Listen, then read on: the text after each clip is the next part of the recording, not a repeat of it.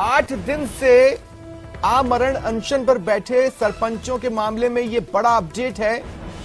कड़लू सरपंच लाला राम ने चेतावनी दी है कि उनके पास आत्महत्या के अलावा कोई विकल्प नहीं बच रहा है। उन्होंने आगे कहा कि अगर सरकार ने भुगतान नहीं किया तो वो बर्बाद हो जाएंगे, उनके लिए कर्जा चुकाना मुश्किल हो जाएगा। आज कड़लू सरपंच ने उपचार लेने से भी मना कर दिया। बीमार असावरी सरपंच को जोधपुर रेफर किया गया है। मुंडवा में अनशन पर 2 और सरपंचों की तबीयत बिगड़ी है। अब तक 3 सरपंच संघ के जिला संरक्षक को भर्ती कराया जा चुका है। देखिए 2 साल से मनरेगा के भुगतान अटका हुआ है और इसी से जुड़ा ये मामला है।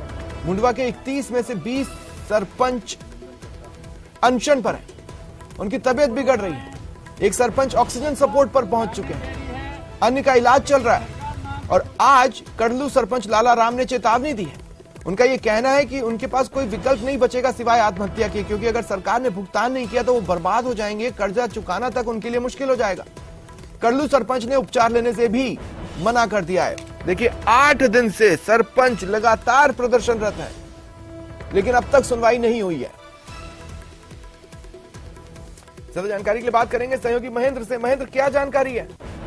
देखिए स्वप्निल, जो सरपंच है कड़लू के लाला राम, उन्होंने ये चेतावनी दी है कि उनके पास कोई विकल्प नहीं बचेगा। आज 8 दिन हो चुके हैं, अभी तक उनकी मांगों को लेकर कोई जो है सहमति नहीं बनी है। वो आत्महत्या कर लेंगे क्योंकि उन पे कर्जा हो गया है। स्वप्निल, देखिए जो ग्राम पंचायतों में काम होता है, मनरेगा सहित अन्य कार्य, इसमें सरपंच जो भुगतान होता है उसमें कई बार समय लगता है, तो सरपंच अपने स्तर पे काम करवा लेते हैं और वो पैसे जो है किसी न किसी से लेते हैं। लेकिन अब इन सरपंचों को भुगतान नहीं मिला। जो मुंडवा की सारी 30 ग्राम पंचायत है, इसके कारण से इन सरपंचों पे कर्जा हो गया है और भुगतान जो अटका हुआ है, इसी कारण से इन लोगों ने अनशन कर रखा। आज 8वां दिन है। कुल 20 सरपंच अनशन पर बैठे। इनमें से 4 सरपंच जो है अस्पताल में। जो असावरी के सरपंच है मांगीलाल, उनकी आज सुबह हालत और अधिक खराब हो गई थी, जिसके चलते उन्हें जोधपुर रेफर कर दिया था। हालांकि वो कल रात्रि में ऑक्सीजन के सपोर्ट पर थे, आईसीयू में थे, लेकिन फिर भी उनकी तबीयत में सुधार नहीं हुआ था। डॉक्टरों ने एहतियात के तौर पे उन्हें जोधपुर रेफर किया। इसके अलावा अभी जो 16 सरपंच मुंडवा में अनशन पर है, उनमें से 2 और सरपंच जो है उनकी भी तबीयत जो है डाउन हुई है, जिसमें माणकपुर के सरपंच त्रिभुवन व पालड़ी जोधा के सरपंच जगदीश शामिल है। और लगातार जो 8वां दिन सरपंचों का अनशन का है। सारे के सारे मुंडवा के 31 सरपंच है वो धरने पे, इनमें से 20 ने अनशन कर रखा है। मनरेगा का जो कार्य इन सरपंचों ने करवाया था, 2 साल से भुगतान अटका हुआ है। ये पंचायत राज मंत्री से ये गुहार भी लगा चुके हैं कि इसमें कोई न कोई समाधान निकाला जाए। नागौर जिले के जो जनप्रतिनिधि है, जिसमें विशेषकर विधायक और जो पूर्व विधायक है, वो भी अब सरकार पे इस मामले में संवाद कर रहे हैं। तो कहीं ना कहीं हल निकलने की उम्मीद भी अब बड़ी है, क्योंकि अनशन का जो 8वां दिन है, 8 दिन लगातार भूखे प्यासे रहना एक बड़ी बात हो जाती है।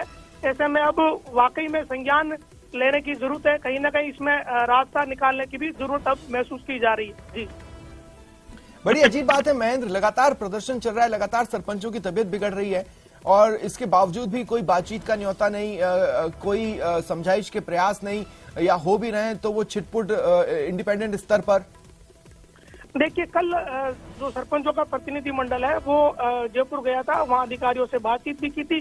इसके अलावा नागौर जिले के जो कांग्रेस के नेता है, पूर्व विधायक सहित जो यहाँ के विधायक है, इन्होंने भी सरपंचों से वार्ता की है कि हम कोई ना कोई रास्ता इसमें निकालेंगे। सरपंचों को इससे उम्मीद है, लेकिन अभी जो एक व्यापक स्तर पे जो बातचीत होनी चाहिए, जिस स्तर पे जो प्रतिनिधि मंडल के साथ वार्ता होनी चाहिए, वो अभी नहीं हुई। कल सरपंच जी कहते सुनाई दिए थे महेंद्र की मंत्री जी से, अगर हमसे की कोई भूल चूक हो गई है तो हम माफी मांगने को तैयार है, लेकिन कम से कम हमारी मांग पर ध्यान तो दो।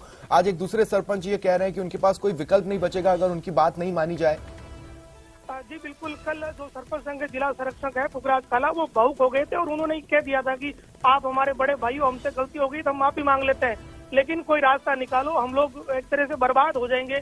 क्योंकि 31 पंचायत है, इनमें से किसी को मनरेगा का बजट नहीं मिला है 2 साल से। ये अपने आप में बड़ी बात है और 2 साल से यहाँ जो नरेगा का जो सारा काम है वो ठप पड़ा है।